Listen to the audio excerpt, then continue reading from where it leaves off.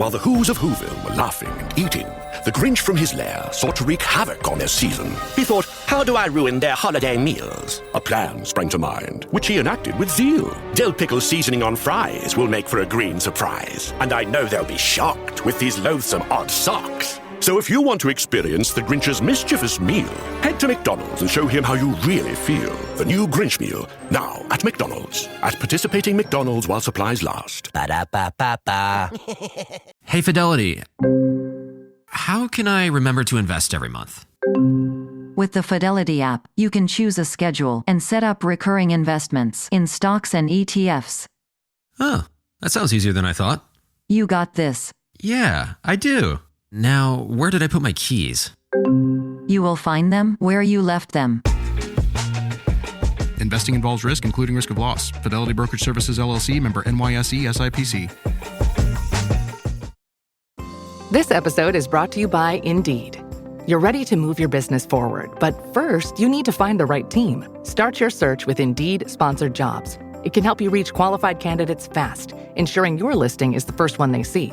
According to Indeed data, sponsored jobs are 90% more likely to report a hire than non-sponsored jobs. See the results for yourself. Get a $75 sponsored job credit at Indeed.com/podcast. Terms and conditions apply. Today we're gonna conquer your EV phobia in the all-electric Toyota BZ. I can do this. I'm doing it! One drive can change your mind in the all-electric BZ. Toyota, let's go places. Walmart Business is in the business of saving you time, money, and hassle. Whether your business started in a garage or is a garage, Walmart Business has the tools to help you get where you're going. Tools like free shipping, multi-user accounts, and just about any item your company needs. Even a double filtration cyclone dust collector. Yep, even that. Sweet!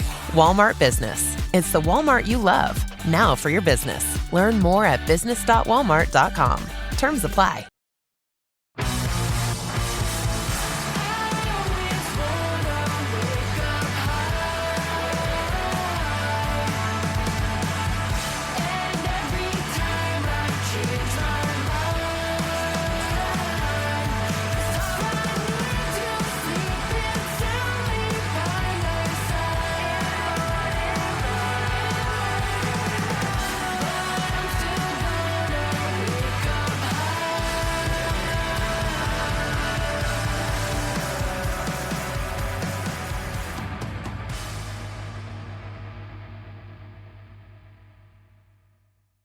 Hello and welcome to Islanders Anxiety from Lighthouse Hockey and the Fans First Sports Network. My name is Dan Saracini. Joining me on this Sunday evening via Zencaster is my friend Michael Leboff. And Mike, last week we predicted doom and gloom for the Islanders. They had 4 games, all against recent Stanley Cup champions. One more actually coming up this week.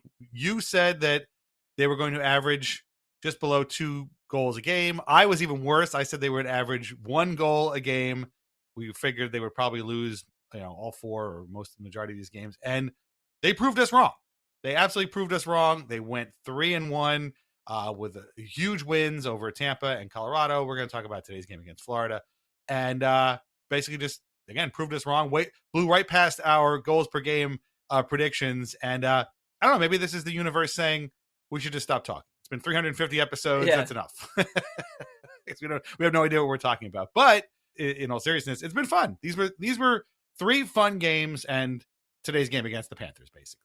Yeah, sports is always going to prove you wrong, and this is the fun end of being proved wrong, right? It's a lot more fun to be proved wrong when you think that the season's about to tailspin and ruin the holidays, and the Islanders go ahead and hand the Avalanche their first pointless game in months, and then bookend it with wins against Tampa Bay, and look like a team that knows what it's supposed to be doing in the process, right? It's if we last year, the year before that, basically the Lane Lambert experience, and then the and last season, we were like, where is the identity of this team, and what are they trying to be? And it looks like this team is pretty sure of what it's supposed to be right now, which is, the goaltending's obviously been really good, so you trust that, and then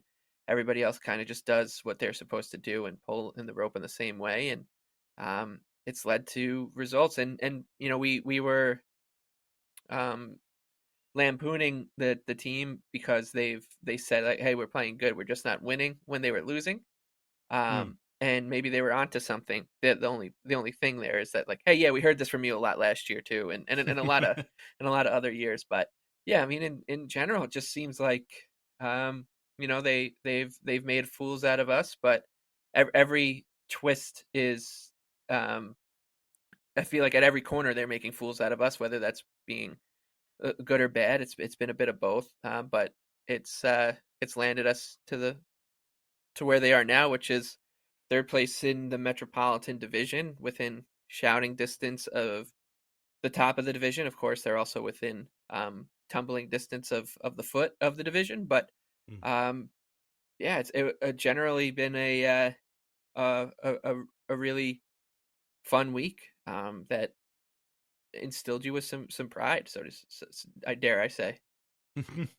Yeah, no, I think that's probably a good way to put it. Is just they have found their game, which means a lot of chances either way. I said this on Blue Sky. It feels like that the Islanders' are boring narrative is dead, particularly after the Colorado game on Thursday. If it wasn't already, this team plays a lot of games like their hair is on fire. That wasn't the case in the 2 games in Florida. We'll talk about the ice conditions down there in a couple of minutes as well.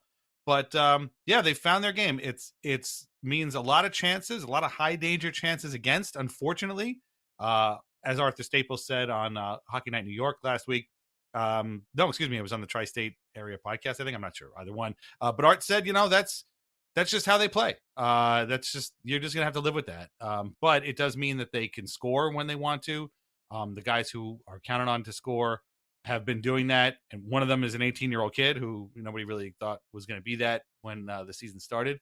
But they found a way to win, and what we learned this week was they've also found a fourth line, which they had not had basically at all this season. And I think they found that by putting, and I hope you're all sitting down, because I think, I'm not a hockey coach, not even a hockey player, but I think the formula to creating a good and solid fourth line is having 3 fourth liners on it. I'm just throwing that out there. Maybe I'm wrong. I don't know. But bringing out Mark Gatcomb, and I don't say that derisively. I mean, that's an important, we have seen firsthand how important it is to have a good, solid, defensively responsible fourth line that could also just forecheck and even score every once in a while. So that's a hugely important thing for any hockey team. And the Islanders have played without it for God knows how long, and they found one this week. So, I think that's fair to say that they found their game. And if it includes making us look wrong, hey, I'll take it. Go for it. Yeah. I mean, it just feels like when you watch them, like they look like I'm supposed to do this now, and I'm going to do it, or I'm going to try my best to do it. Right.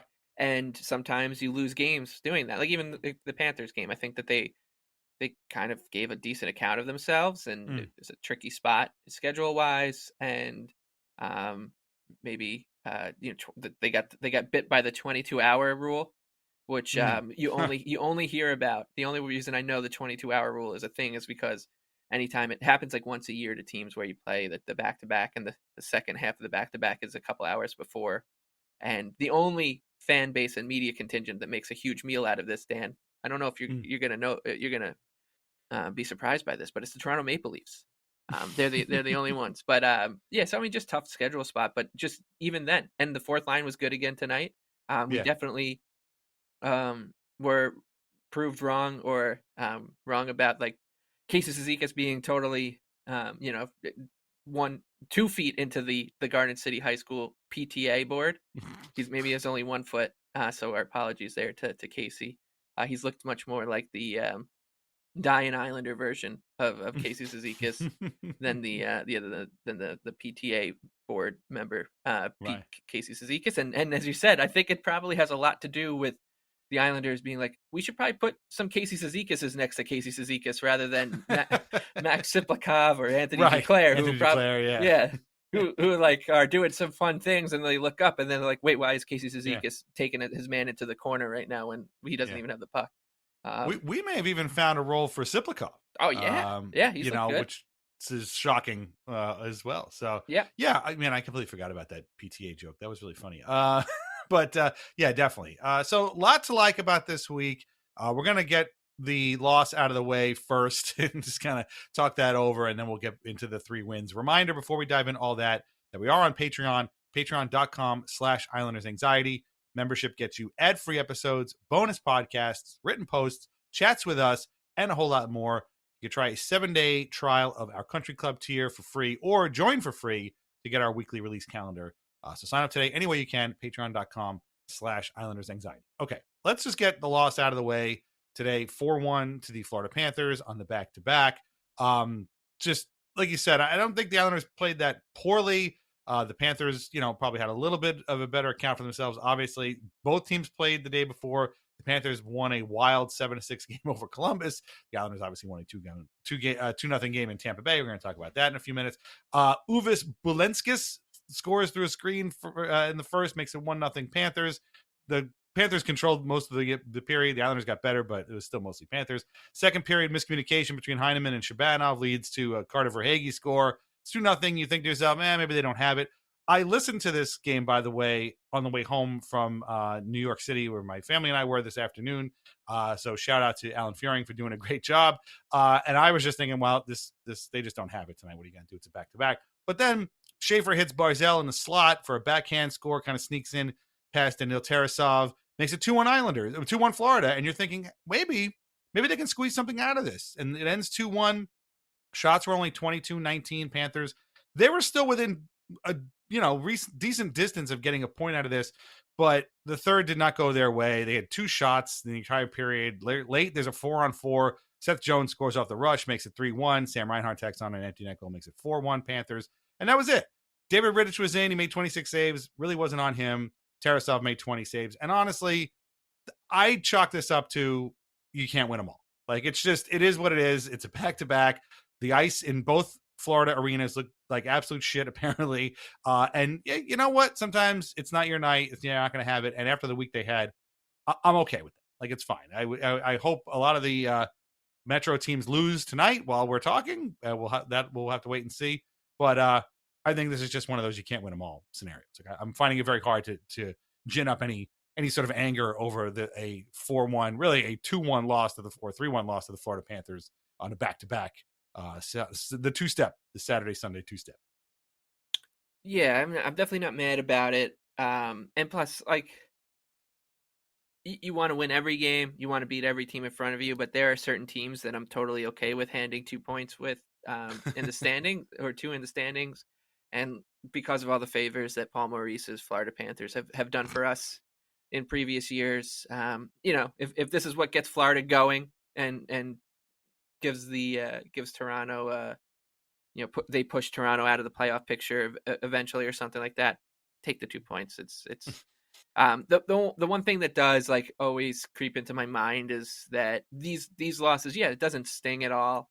It will sting if they lose Tuesday night, and so it heaps a little bit more pressure. It's the famous, it's not a must win, but it makes the next game not a must win, and that's even being a little hyperbolic, but given that they will be at home and they want to win some games at home, and Vegas is good, but it does, that's it. Like, that's really the only ill effect of it. And it does make you think about, well, if they maybe just showed up to one of those first 3 games of the season, or against Minnesota, and you can start to like rue those kind of things. But outside of those normally irrational, normal but irrational fan way of thinking, it's not a bother really in the context of this week as a whole. So I can't be too down on it. I thought they played about as well as they could have in the circumstances. They are missing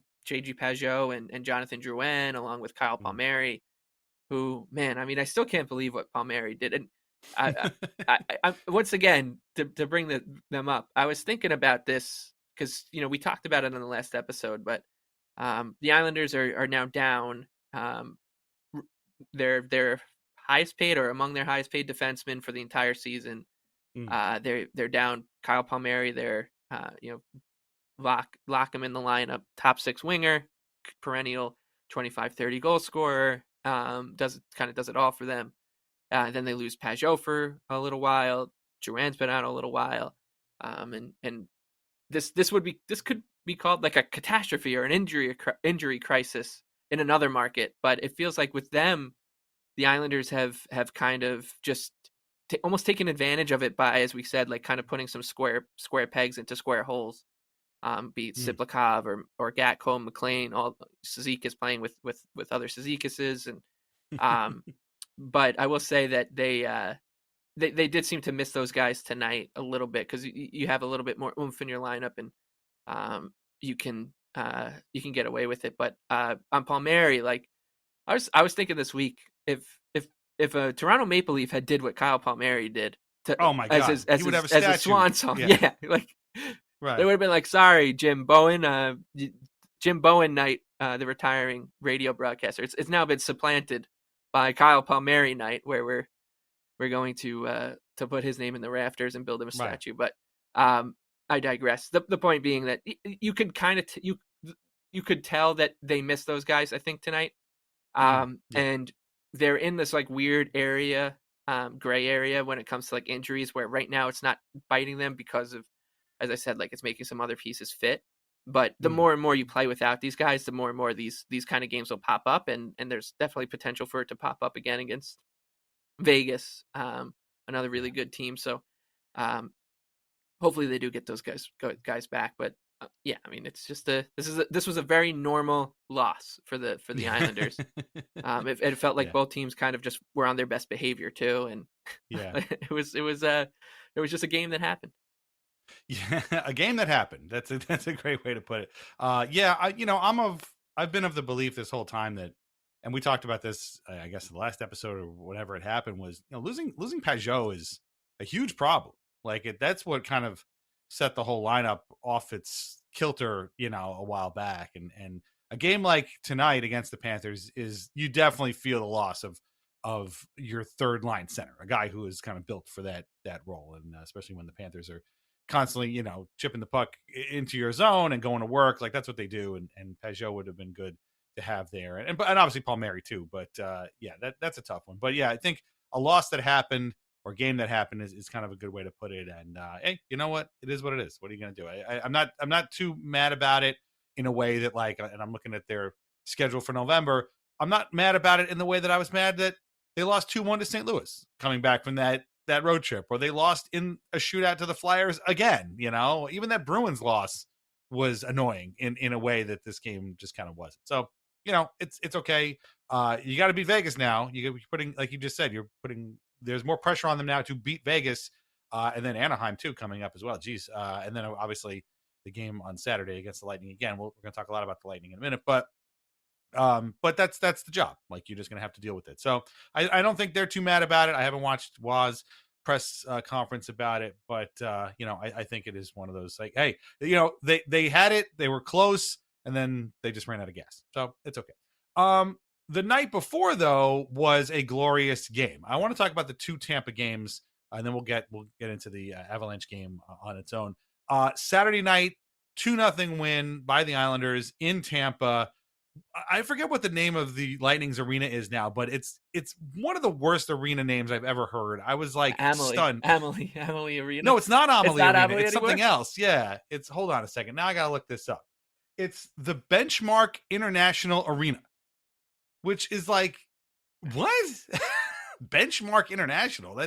That sounds made up. Come on. That's some crypto.com arena shit. Like, come on. Get out of here. That's ridiculous. Anyway, when Brendan said that, I was like, the what? Anyway, so, the Lightning were also kind of going through their own injury issues. This game had no Andrei Vasilevsky, no Nikita Kucherov, no Braden Point. The game we're going to talk about in a minute that happened at UBS Arena had no Victor Hedman. So Hedman's back. Those other 3 guys are out. This is easily the most anonymous Lightning lineup of the last 10 years. There's a lot of guys who are like, who? And this game, while boring, I think in a lot of spots, I mean, they went two full periods without any goals. I think showed that the Islanders could play against the Lightning with their own injury, kind of butchered lineup, and the ice was terrible. They talked about it. Kyle Clutterbuck basically talked about it, I think, in both intermission things and after the game. It was clear that he would have been very annoyed had he played in that game with that ice. But halfway through the third period, so Sorokin is totally locked in the entire game. Halfway through the third period, Casey Cizikas takes a stick up high. There's a 4-minute power play. A Tony DeAngelo shot off the back wall comes to Cal Ritchie, goes between his legs, flips the puck up top shelf. 1-0 Islanders. They hang on. Sorokin is absolutely, again, now he's totally locked in and holds him off until Cizikas gets another empty netter with 2 seconds left. He only ends up with 32 saves, Sorokin. Could have felt like 20 more than that, but the 2-0 shutout win is his 25th as an Islander, and tying him with Chico Resch for the team's all-time lead. I want to talk about that in a few minutes too. Jonas Johansson was good when he was called upon, made 17 saves, but that Cal Ritchie highlight reel goal was the difference. Shots were 32-19 Tampa, and again, it felt like a lot more than that. Broken sticks were everywhere, but this was a gritty, gutsy win by the Islanders. And you talk about bringing the pride back. This conjured feelings and images from the Trotz era. I wouldn't necessarily call it a Trotzian game exactly, but going into somebody's arena, winning 2-0, a spectacular goal. The goalie looks unbeatable. Was just awesome. And if Tampa fans want to complain about their lineup being busted up, hey, cry me a river, because the Islanders, their lineup is busted up too. This was awesome. This was a great way to spend a Saturday night, and I was really jazzed after this. I love this kind of stuff. So what did you think about this one? And what was your reaction to that crazy goal by Ritchie? I was like, wait, did he go between his legs? And then they slowed it down. I was like, holy shit, that's a crazy goal. It didn't really compute at first, and I feel like I haven't seen, the entire league's been banking shots off of Islander goalies and other goalies, and I feel like the Islanders haven't done it yet. So it felt good to see one go our way. I also loved that penalty, because if the shoe was on the other foot, I would be as mad as John Cooper was, because Kyle McLean was that Brendan Hagel's stick and high sticked himself with it. Yeah. By the way, Benchmark International, according to Google, primarily refers to a global mergers and acquisition firm, or it could also refer to an independent laboratory offering product testing, particularly for formaldehyde emissions. Okay. All right. So they're an evil conglomeration. And I mean, once again, this was a place that used to be called the Ice Palace. So it really just tells you where we're going as a society. That 30 years after being called the Ice Palace, it's now being named after a potential formaldehyde emitter. But yeah, I mean, this was a game where I could really imagine myself as a Lightning fan watching it and being like, I can see exactly what I would be thinking. Well, they're not scoring tonight, because Sorokin just was not. They could have played for another 8 hours, and Sorokin was not letting in a goal. He might be the best goalie in the league right now too. I think it's been pretty quiet because of how his start went. That honestly, I feel like if you were to ask most people in the mainstream hockey media, how's Ilya Sorokin playing this year? They'd be like, oh, he's slow start. He's not been himself, and that would be wholly wrong. Because he did have a couple of bad games out of the gate, but according to the Money Puck folks and Evolving Hockey, he leads the NHL right now in goals saved above expected.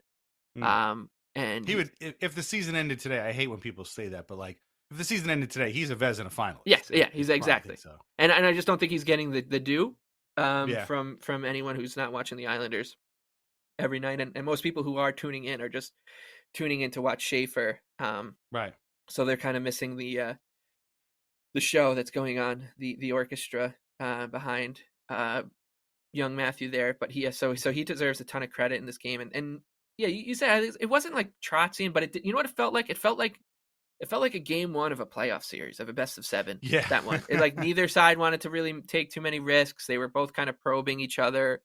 They were like little skirmishes breaking out here and there, but like nothing crazy. And you can tell like people were sort of taking numbers. And But the story was Sorokin, and I thought that the Islanders, once again, they looked like a team that was very sure of itself. Like every line that went out there was like, well, this is what I'm supposed to do. This the Siplikov League Barzal thing looks to be clicking. Obviously Richie's been really good and has been. I think Anthony Duclair has been really noticeable lately. He's been a lot of fun to watch. We're starting to hear a lot of Adam Pelech praise and Ryan Pollock praise again on the broadcast, and I would endorse. Don't worry, we're gonna get to Adam Pelech. I got stuff for him. Yeah. So I'm. I don't know. I feel like everyone's just moving along, and this was the game that made you see like whatever they're doing is working. For relative to what this team is, right? They're not the Avalanche or like the Oilers or whoever with guys like was it Nathan McKinnon or McDavid or whatever, and where you have a game plan, but there's also the side game plan, the plan A1A, which is or like this guy could just win the game by himself, and so the Islanders kind of game script is working, and I thought that this was a game that rewarded them for that. And it was like the Islanders used to piss people off so much in those 2018, 2019, 2020, 2021 seasons, because they would go into buildings and they would play this game a lot, and the other team would be like, I think we played pretty well, but the Islanders just annoyed us until they won. And then I think that's what happened in this one. And no Kucherov always helps. No Vasilevsky always helps. But as we said, like the Islanders are also missing key bodies, and we're on the road, and the Lightning had been going really well. They keep inventing good players, like that guy, Dominic James. What was the guy? Dastu. He might be the best player ever. I'm like, this guy's awesome. His stick is like 8 feet long, and he just seems awesome. They got that tall guy.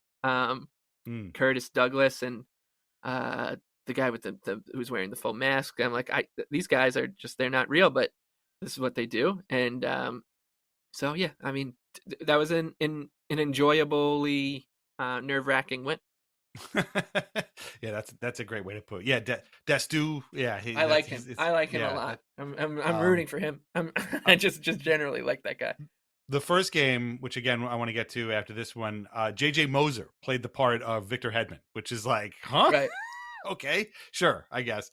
But yeah, this was a cool one. I am enjoying the Barzal Siplikov pairing.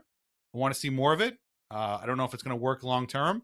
I think those two and Lee have made a line worth kind of watching. Again, when they get home, I want to see those three guys together. It would be awesome if Siplikov found a place next to Barzal, and I don't even know what their roles would be, but if they can just make something happen and create offense. Barzal has been absolutely buzzing these last few games, so we had the goal today, obviously, so I hope to see more of that. Yeah, Adam Pelech has been great. We'll talk about his goal against Colorado shortly, but I think enjoyably nerve-wracking is a great way to put it. Definitely felt like a playoff game, maybe because we've seen these two teams play in the playoffs a lot. The broken sticks were a problem. They were all over the place. I think this is the second game. I think that Philly home game was also one where there was like a million broken sticks everywhere. What was going on? I don't know. That's also part of the nerve-wracking too. It's like, dude, what is going on? There was one, I don't know which game it was against the Lightning. It might have been the other one. And the two players on the Lightning broke their stick while they were killing a penalty. And I don't think the Islanders had picked up on it. And since that play, I feel like a stick is broken every 2 or 3 minutes in the season. So yeah, it's crazy. Richie playing with a ton of confidence right now. That goal isn't scored unless you're absolutely feeling very safe and very confident, and it was awesome. That to me was like a prime Barzal type, fuck you goal, which is awesome. The fact that it went in was unbelievable. The angle was 0, but he made it work. So kudos to him. I think he got Sorokin got the Iron Man helmet, but it could have definitely been to Richie. We do have another Vanda Pharmaceuticals shot of the week, but shout out to Jack in the Patreon who said that Richie's goal is like the Vanda Pharmaceuticals booster of the week. So it's like the second shot that you get to strengthen the first shot. So I'm going to go with that. We got another one coming up. So either way, get vaccinated today. Couple of things post game I want to bring up about this game before we move on. Number one, Sorokin does tie Chico Resch for the team lead in shutouts all time at 25. They showed this date that Chico became the all-time shutouts leader, and it was sometime in 1975. And I'm like, how is that possible? He didn't get 25 shutouts in 1975. Turns out I'm a dope, which you guys already knew. But basically, the way it went down was Billy Smith was obviously here from day one, had 0 shutouts in seasons 1 or 2 for the Islanders. He and Resch both had 3 shutouts in the third season, 74-75. So they were tied atop the team leaderboard. In 1975-76, Chico had 7 shutouts and Smith had 3. So at whatever point Chico had, I guess, the 4th shutout that season, he basically took the team lead all time and just ran with it until he was traded in 1981. And the number ended up being 25. So the 2 takeaways from this is A, Ilya Sorokin is going to be the team's all-time leader in shutouts, probably relatively soon, sometime this season. And B, put Chico Resch in the Islanders Hall of Fame already. Like, what are we waiting for? just do it in the second half of this season. Just find whatever Devils game they're playing at UBS Arena and just put Chico in the Hall of Fame. Who cares? Yep. He doesn't need a speech because he just talk to anybody. So he'll just give a microphone. He'll just talk. And that's his acceptance speech. I'm sure he'll love it. Please, this man deserves it more than anything else. The second thing is, you already brought up the Leafs media before. We do spend a lot of time on this show ragging on other teams' media contingents, particularly the Leafs. So I think it's only fair that we sort of do it for the Islanders and their media people when it is warranted. And after this Saturday game, the win over Tampa, I've been made no bones about the fact that I haven't really connected with Patrick Roy as a coach yet, but he was in rare form in his post-game presser. And so I got to give the coach a shout out. I won't name them, but he fielded a bunch of questions that all made him like kind of look sort of annoyed and gave snarky answers, which of course I love. One was he was asked a question about a penalty that wasn't called for the Lightning. And John Cooper was apparently mad about it. And he was like, why would I care about this? Like, why would I care about them not getting a penalty? I don't care. Take it up with them. Ask him. That was number one. Number two was then he was asked about a private conversation he had with Casey Cizikas a couple weeks ago and what that meeting was about. And Roy said, can you keep a secret?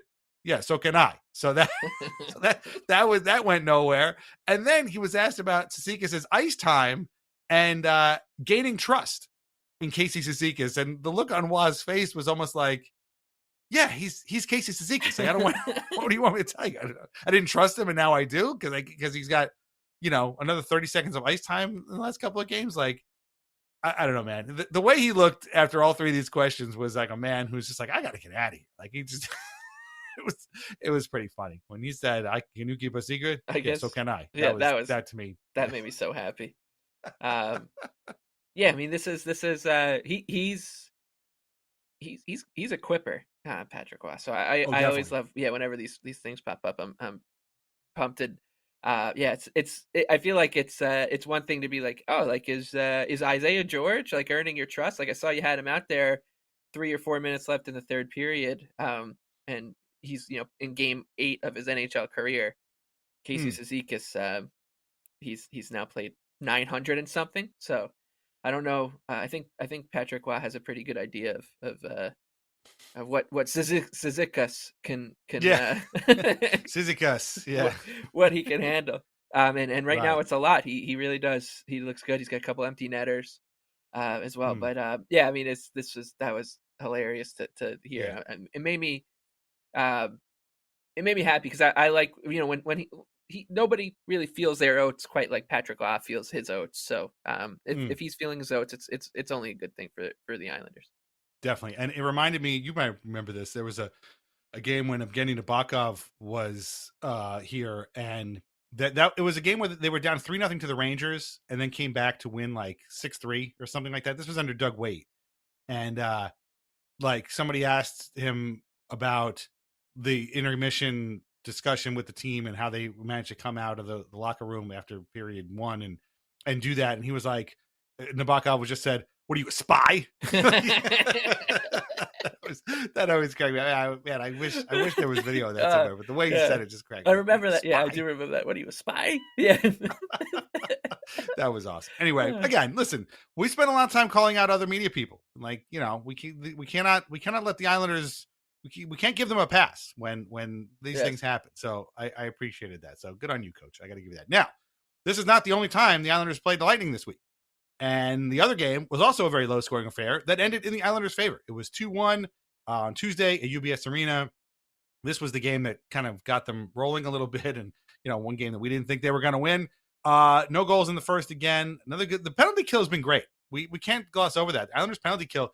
I was asking for the last 2 seasons, hey, how about you guys learn how to kill a penalty? Like, forget about everything else. Just learn to kill a penalty, will you please? They have done that. So Bob Bugner, kudos to you as well. Whatever you're telling them, it's working. Even today, their penalty kill was really, really good.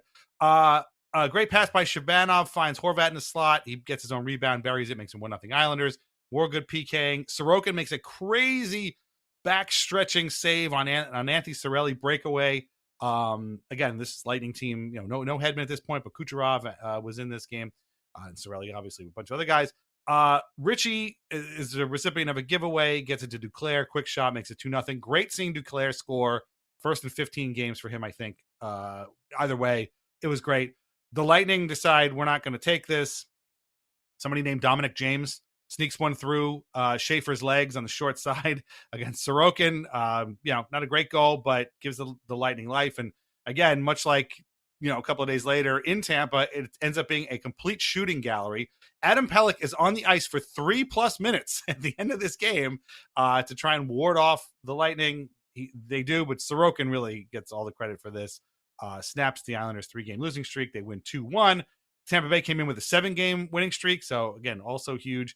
Sorokin 28 saves, felt like 58 saves, but he was awesome. And Vasilevsky was good too, but Sorokin was basically 1 save better.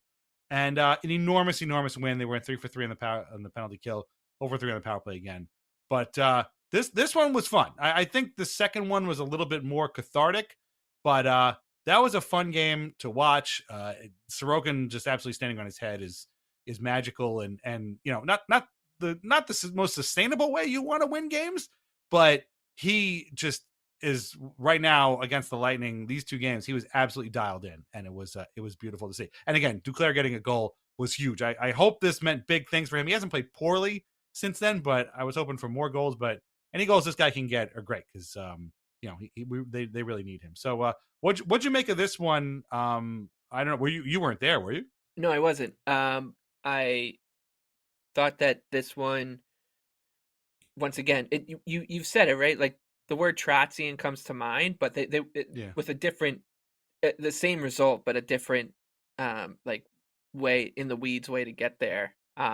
With the way that they're playing obviously with a little more speed and on the front foot rather than just trying to be as tidy as they can in the back and just defend that middle of the ice as well as they do, which they're doing, but they're doing it with a little bit more pizzazz and a couple of little Russian psychos running around like Max Shabanov, who I thought this game that line was really good. This was also like the start, I feel like, of the fourth line poking its head out and being like, here, where Cizikas is starting to figure things out, and everyone seemed to be sort of in the right place. And like I said, they're in a weird spot with the injuries where right now it's not hurting them all that much just because it's putting guys into appropriate roles, but it will start to show up on the score sheet, and it's maybe started to. But Bo Horvat scored again.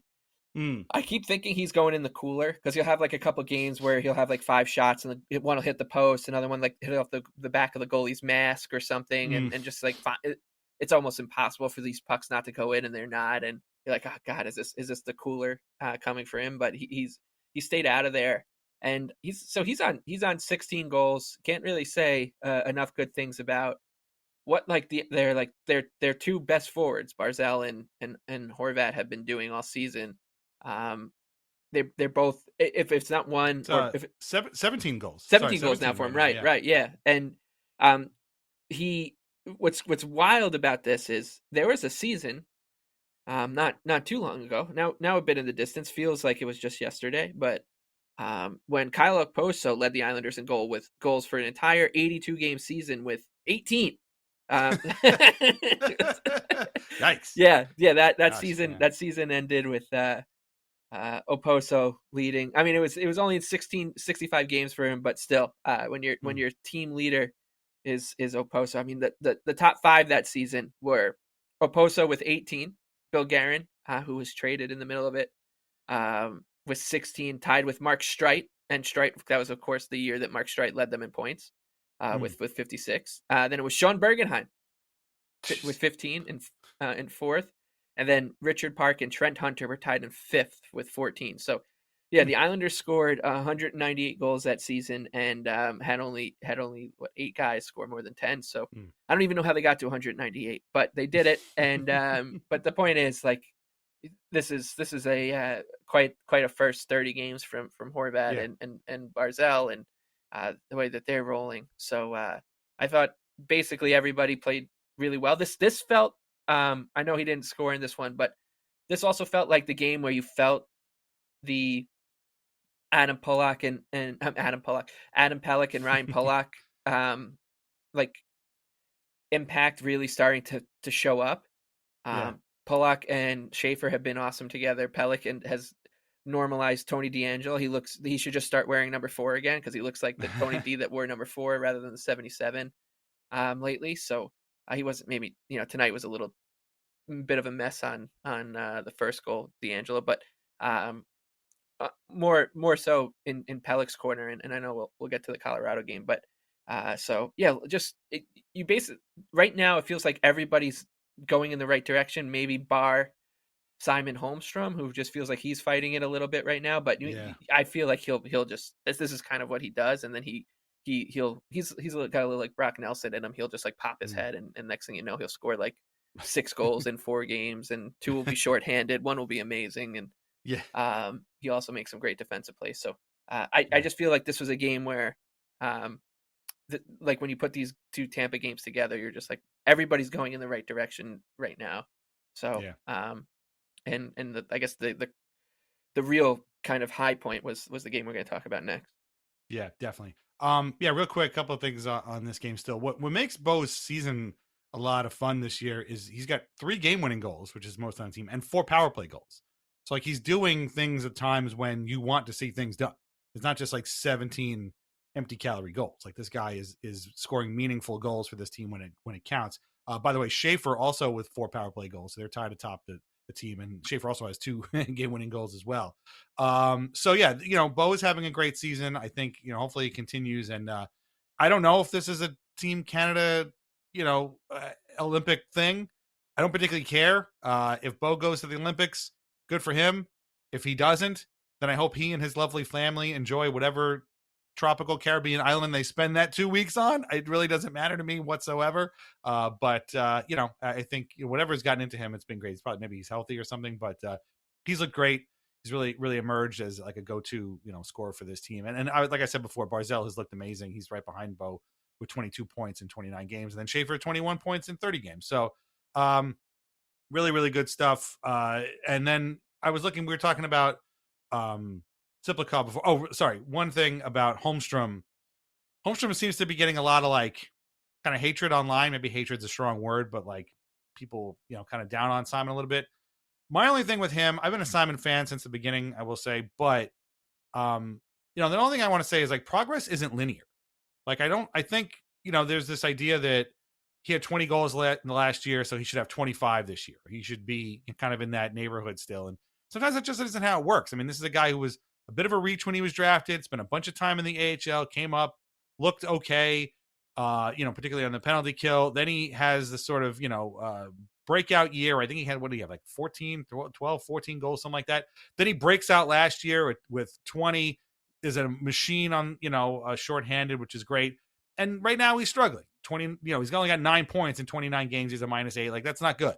But it's not unusual for a guy to kind of fall off like that after, his breakout season. And then he tries to break out again. Now the trick is to get back there. And I'm sure Simon wants to, but I'm not ready to sort of jump off the Holmstrom train yet. I think this is just part of a, his sort of. He's a totally normal NHL player. This is what happens with guys. And I think when he had a really good game. I can't remember which one it was, if it was the Colorado game or the other one where Clutterbuck couldn't stop talking about him the entire game. He's like, he's lifted sticks. He's very, And I think that was the Saturday night game, wasn't it? Yeah, it might have been. They're kind of blurring together in a good way. Usually it's a bad way, but they're blurring together in a good way for this week. And he's just like what he is to me is he's a type of player that just it's never gonna bite you, right? Like he's just he's almost only gonna contribute positively.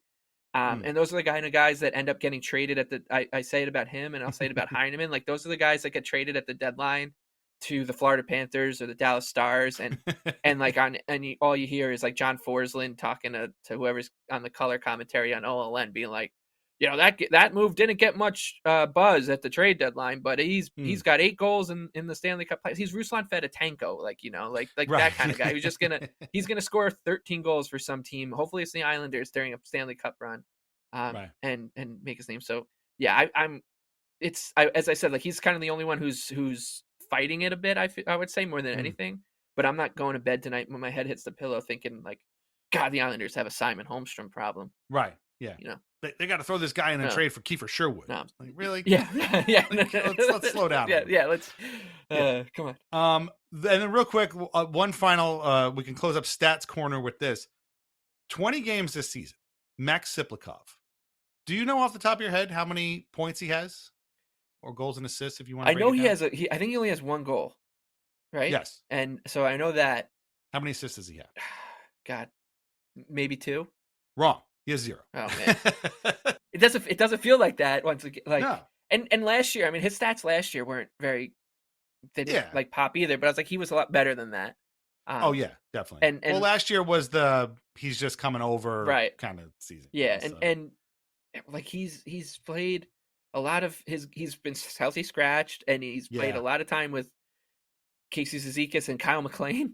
And as we said, like it was just a very bizarre kind of fit. I'm not like do I think he should be playing, like he should be scoring more? Yeah, but once again, I don't think it's a problem. Like he's not a problem for the Islanders. No. So and I actually think it's almost like a good thing that they have this guy that he can be there in and out of the lineup, guy who can play into who you're not just he's not Mark Gatcomb where you're calling him up because you need a spot on the 4th line, and if he's playing anywhere else, he's a little out of his depth. He can play on a top. He can play next to Bo Horvat, and obviously now we can see he can play very well next to Matt Barzal. I'll make a prediction that he ends up this season, if he plays a meaningful amount of time, he'll hit double digit in goal, because I think he's good enough player. He's big and he knows where to go. Well, last year he had 10 goals and 25 points. 10 goals, 25 assists, 35 points in 77 games, which is good. Wow. I did not remember that him having that many points. I thought he was going to be in like high teens. I remember having 10 goals and like, wow, that's great. Yeah, he was good. This is a good player. Yeah. He just doesn't really have a spot to call his own. Exactly. So far, he is not. So hopefully finding time with Barzal will be that, because I don't want another Nino Niederreiter situation where he scores 1 goal in 55 games and we're like, man, what the hell happened there? But yeah, I definitely think there's still some meat on this bone, and I still want to see more of Siplikov. But me too. He's also averaging less than 10 minutes a game. So it might be a bit of a Chateau Bow Wow situation going on here. But, some more time with the Barzal man, and we'll see what happens. Okay. We've teased it enough. We know everybody wants to talk about Thursday night at home against the Colorado Avalanche, a team that had lost a grand total of 1 game coming in. And somehow, the Islanders played them tough a couple weeks ago in Denver. We talked about that. But I don't think anybody expected a 6-3 Islanders win, especially when it's announced like 30 seconds before the game time starts. That Jonathan Drouin is out with a lower body injury. I think they said back. I'm not even sure. Gatcomb comes in, and wouldn't you know it, does Gatcomb things. Why was this guy in Bridgeport? I don't know. Can somebody explain that to me? What? Yeah, and anyway. I feel like we kind of just all nodded along, like, yeah, Mark Gatcomb, he's going to Bridgeport. Yeah. That makes sense. And I'm like, he's better. He's much better than this guy. Yeah. So of course, what happens? The 4th line is working over the Avs in their zone, and Kyle McLean, of all people, jabs the puck past Mackenzie Blackwood. The light goes on. There's a bit of confusion. The puck squirts out back to McLean, who spins it and fires it in. And there's a review. No goalie interference is called into play. Jared Bednar after the game was pissed off. Frankly, I totally see where he's coming from. I didn't understand this. I don't think anybody understood this, but sorry, coach. I'm taking it. It's 1-0 Islanders.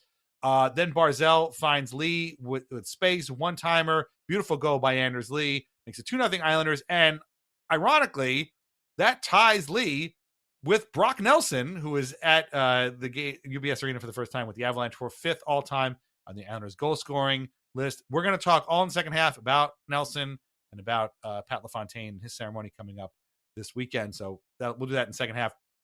Then second period, Schaefer turnaround shot. Horvat finds the rebound, his 17th of the season, makes it 3-0 Islanders. And then 1 minute later, Adam Pelech shoots the puck on net. It's not a great shot, not a strong or powerful shot.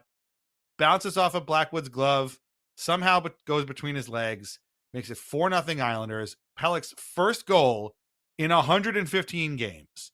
And right then and there, I decided that was your Vanda Pharmaceutical shot of the week. Get vaccinated today. Dude, 115 games? That's kind of crazy. I want to pause right here. We talked about him a minute ago. Adam Pelech, I think it is safe to say that he has re-established his persona as the Cobra. We've gotten away from the Cobra persona a while back, but I think he's back to being the Cobra.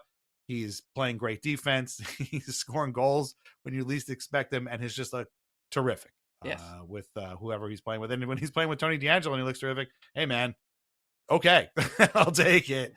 But no, he's been great this season, and it's good to see because the Islanders really need him. Yeah, you're seeing a lot less of him like looking palms up to the ceiling, asking how did that happen, which felt like it was a very common sight over the past couple seasons, whether it be a bad bounce or penalty or whatever.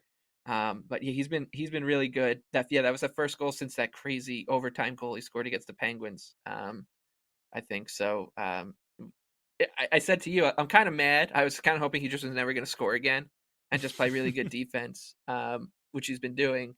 And shout out to our listener Dom who said this, and I think it's a great point, which is if he was playing like this in Toronto or a bigger market in Canada, he would probably be getting a lot of talk about the dreaded talk that we always love to lampoon. Should he be on Team Canada? They need it, because I do think like he's playing the type of game that your local fan base will acknowledge and notice, but it won't go not noticed kind of until playoff time by the masses.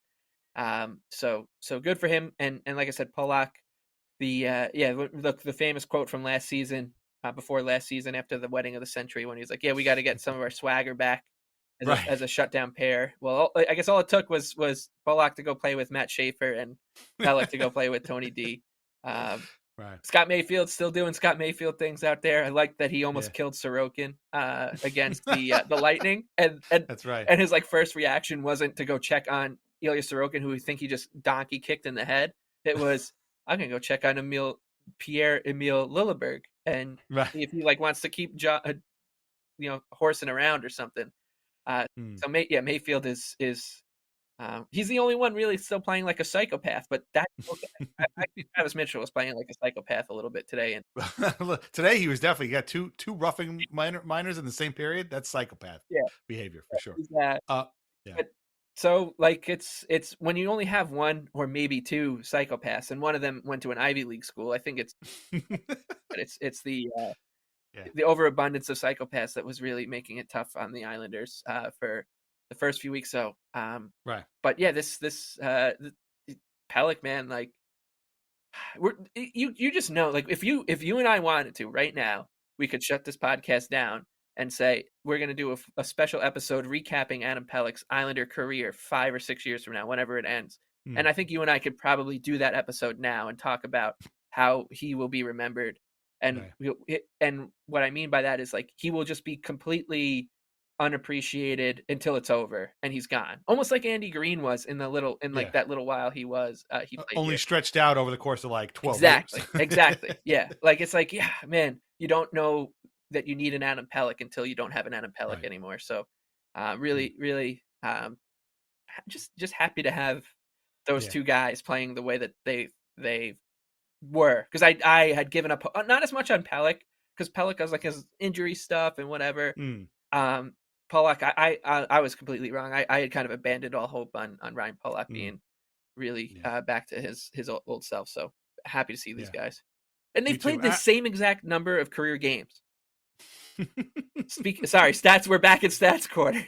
Yeah, but that's so bizarre that these two guys who are joined at the hip, and everybody just says Pelech and Pulock have played the same exact amount of games for the same team, obviously. And when you consider that both of them have missed chunks of time, for injury across their career, for them both to land on this number right now, playing the way they are, it's so funny. Yeah, they both played 589 games for the Islanders.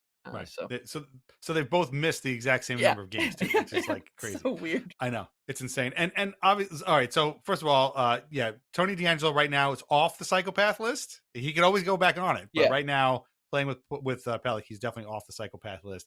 And I think the rest of the team also was very amused by the Pelech and his goal and his game, because he did get the Iron Man helmet after this. And what's funny to me is I said this in our Patreon chat, he should have gotten the damn Iron Man helmet after the game against Tampa. He played 3 minutes, a 3-minute shift at the end of the third period to try and keep the Lightning from scoring. So that deserves an Iron Man helmet more than this goal. It was a soft goal. Like that goal was as soft as they come, but I think Adam Pelech will take it. So that was awesome. But actually, our recap's not even over. The game's not even over yet. So the Islanders up 4-0, and 2 quick Colorado goals and a Chuskin tip, and then Nate just shoots one off of Mitchell's skate, and all of a sudden it's 4-2 Islanders. But then on the power play, Matt Barzal with an absolutely sick, filthy, dazzling backhander from the slot makes it 5-2 Islanders. This is a goal you're going to be seeing all year long on the best goals of the year. Just insane, dirty stuff from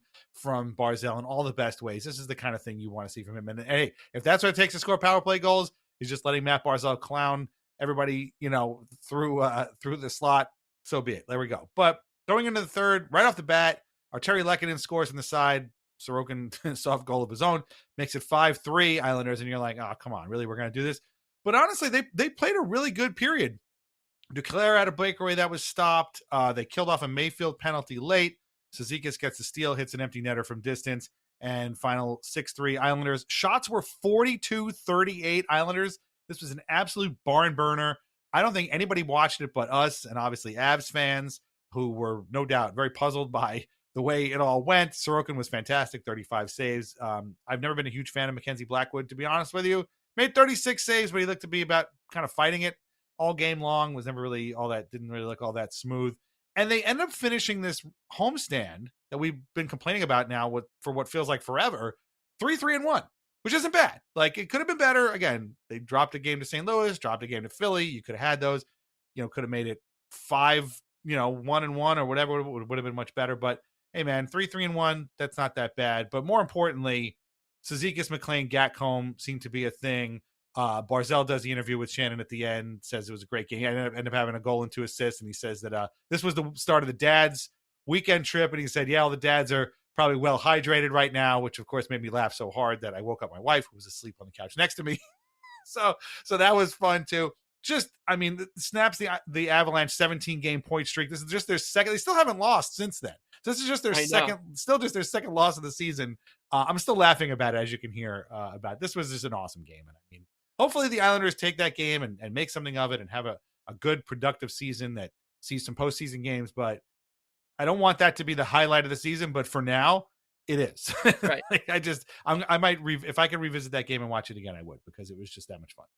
Yeah, I was joking with a couple people afterwards that the Avalanche, they've seen the Islanders twice already this season, so they're done playing, and I feel like they're going to bank that, and Brock Nelson will be a little nervous that there's probably just one team in the league that can play with them in a best of 7, and for some reason the Islanders just like match up well with them. They played their 2 best games against them, and so I just keep that in mind in case the Islanders end up in the Stanley Cup final against the Avalanche. We might have a chance. But better the Avs than the Dallas Stars, because that might get ugly. Yeah. You'll not finish the game in New York. This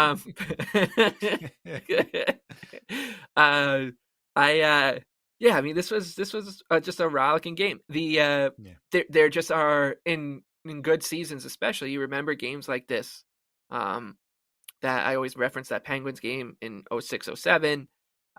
There was a couple games in that shortened season in 2013 that had this feel to it.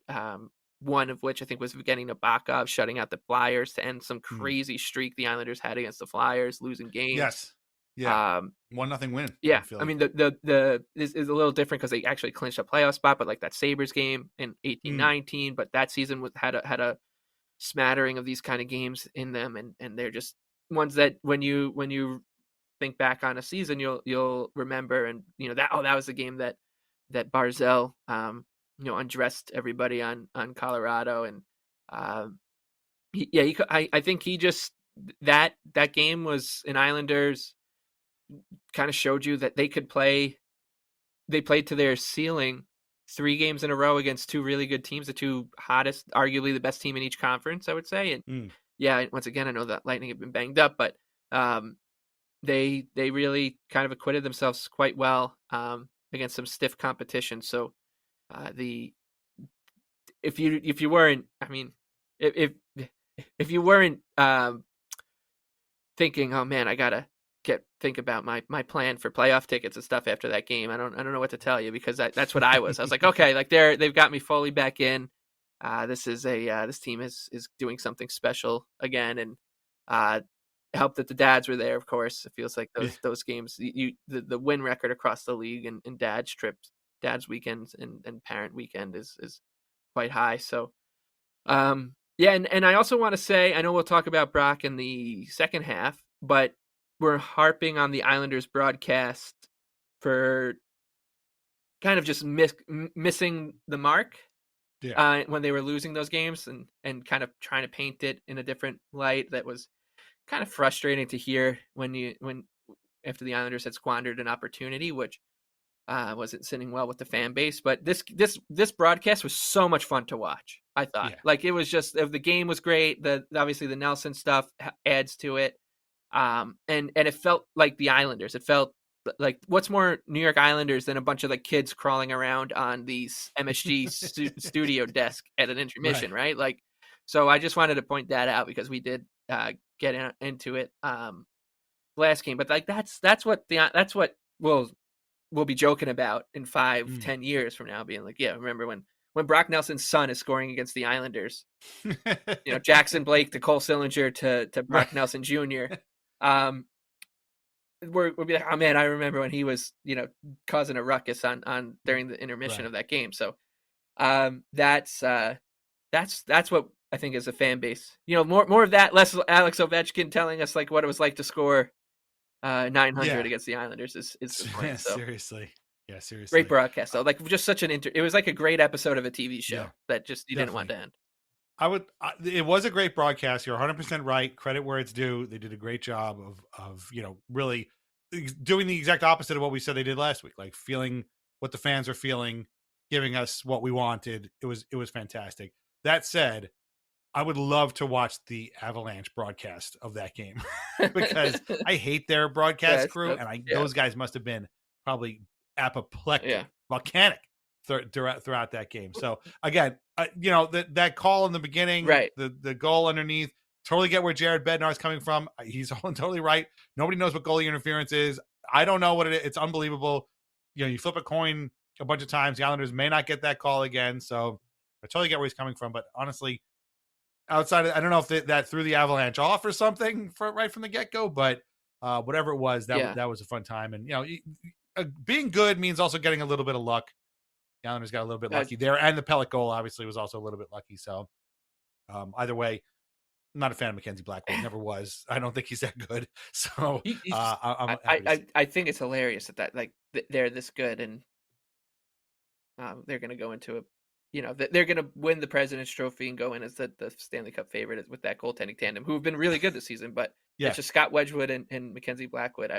It's crazy. But they call them the lumberyard. The lumberyard. Woods. Yeah. The last thing I just want to say is the one thing that is making me uncomfortable is there's been a couple of calls like that. The Bednar one, of course, Kyle McLean high sticking himself with Brandon Hagel's stick, and a couple other ones. Like the Islanders are starting to get these calls, and I'm like, No. Wait, like we can't get too many of these in a row because we're gonna pay for it later. And dude, Jason Robertson, like yes, Jason Robertson. I mean, again, to me, that was interference, but right. Yeah, ask any Dallas Stars fan, and they're like, "No, what are you talking about?" It's making me uncomfortable. I will say, like, I feel like the past 3 years we've ended up obviously on the wrong side of basically every one of those calls. But now it's just going this way. But it is. I am getting a little uncomfortable with it. Yeah, I agree. Same with you. Yeah, it's because you know the exact opposite is going to happen at the wrong possible exactly. time. Exactly. Okay, very quickly before we go into the second half. So where does this leave the Islanders? Well, right now, as we speak, Sunday night, they are third in the Metro. The Caps are in first place, 39 points. They shut out the Blue Jackets tonight, so they have 39 points. The Hurricanes have 36. They lost today to the Sharks, so thank you, Sharks. And the Islanders are right behind the Hurricanes with 35 points. So it's just a point difference between first and second, but then right behind them are the Penguins with 34 points and the Flyers with 33, rounding out the 2 wildcard spots. So it's all Metro division so far right now. Actually, the Islanders have more points than every team in the Atlantic, including the division-leading Tampa Bay Lightning, who have 34. The Bruins also 34. The Habs 33. The Islanders have 35. So they would be leading the Atlantic right now. But then right behind the Flyers in ninth are the Red Wings, Devils, Rangers, all who have 33 points. The Blue Jackets, again, who got shut out today, 32. The Panthers, who won today, 30. The Leafs, 30. The Senators, 30. And then the lowly Buffalo Sabres with 26. Any one of these teams can make the playoffs. Like, there's no reason to be happy or satisfied. But as of right now, again, we're talking about early December, the Islanders are very much in it. So this is where you want to be, right? I don't know how this is all going to shake out, but right now it's anybody's game here in the East in particular, especially since the Panthers are still far out and waiting to get back into it. So just want to round that up. Who knows where it's going to be after Monday night? There's a bunch of East teams playing, but we'll see. Okay. We're going to take a break. We're going to come back on the other side. We're going to talk about the games coming up. We're going to talk about Nelson. We're going to talk about Pat LaFontaine. And we got a bunch of stuff, some cool stuff happening for everybody this week. So meet us on the other side. Thanks. And now a word from our sponsors. VintageIceHockey.com. Over 100 classic hockey logos on t-shirts, jerseys, hats, mugs, and more. Long Island Ducks, Albany Riverettes, Danbury Trashers, Kentucky Thoroughblades, and so many more. Plus a full line of Islanders Anxiety merch with our portion of the sales going directly to the Center for Dementia Research. These incredible items cannot be found in stores, so shop VintageIceHockey.com today. Relax, sit back, and enjoy wine from The Pinot Project. Rosé, Pinot Grigio, or a Pinot Noir that was named a Best Buy by Wine Enthusiast magazine. These wines are delicious, affordable, and available at area wine shops and at UBS Arena. Learn more at thepinotproject.com. And please, drink responsibly. When the holidays start to feel a bit repetitive, reach for a Sprite Winter Spiced Cranberry and put your twist on tradition. A bold cranberry and winter spice flavor fusion, Sprite Winter Spiced Cranberry is a refreshing way to shake things up this sipping season. And only for a limited time. Sprite. Obey your thirst. This episode is presented by State Farm. Having insurance isn't the same as having State Farm. It's like needing the protection of an offensive guard on the football field, but getting an elementary school crossing guard. Sure, they're both guards, but you can only trust one to keep your quarterback safe when the game is on the line. So don't settle for just any insurance when there's State Farm. Like a good neighbor, State Farm is there. Here's my 30-second story with Guinness. As soon as my sister and I get home for the holidays, we don't even unpack. We head straight to our pub. The bartender already knows our order, Guinness and fries. We laugh all night, catch up with old friends, and walk home with faces sore from smiling. It's one of my favorite nights of the year. That was my 30-second story with Guinness. Guinness Draft Stout. Please enjoy responsibly. Imported by Diageo Beer Company, USA, New York, New York. Oh, Hilton stay. Your beds are soft and cozy. No lumpy couch, no stiff futon, no shower line at crack of dawn. Oh, Hilton, stay. Oh, Hilton, stay. When you want holiday comfort you can count on, it matters where you stay. Enjoy comfortable rooms and friendly service when you stay with Hilton instead. Save up to 25% this season when you book with Hilton. Hilton for the stay. Terms apply. The Freddy Fazbear box just dropped at Popeyes for $7.99, and it's scary good. Garlic palm tenders and cheesy bites with marinara sauce. Upgrade to the deluxe box for $12.99 and get a 20-ounce drink in a cupcake cup. Dig in before it's too late. Try the Freddy Fazbear Crunch menu, now at Popeyes. See Five Nights at Freddy's 2, only in theaters. Love that chicken from Popeyes. Limited time at participating U.S. restaurants. Prices may vary. Okay, a couple of things real quick before we get to the upcoming games. On Wednesday, for the listeners on the main feed and our Uncle Tier subscribers, I'm going to be putting out a special rebroadcast of our Country Club Atmosphere episode from November. It was Mike and I paying tribute to the late Larry Brooks.